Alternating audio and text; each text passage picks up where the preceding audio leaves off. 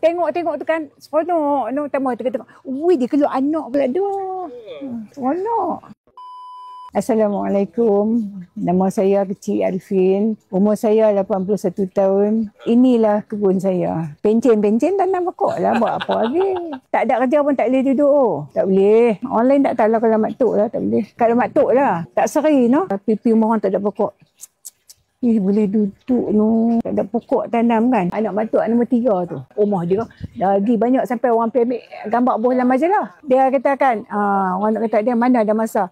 Oi, silap. Kita kena cari masa, dia kata. Mana boleh tak ada masa.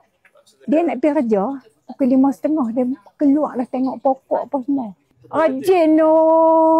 Tengok tu kan. Seronok. Tengok. Ui, dia keluar anak pula tu.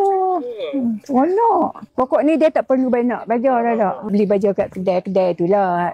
Jual tu kan. Baja biji apa semua tu. Kalau buah tu tak ada baja apa sangat. Tapi buah dia ada spray lagi elok. Daun dia keras elok tak ada. Daun dia keras.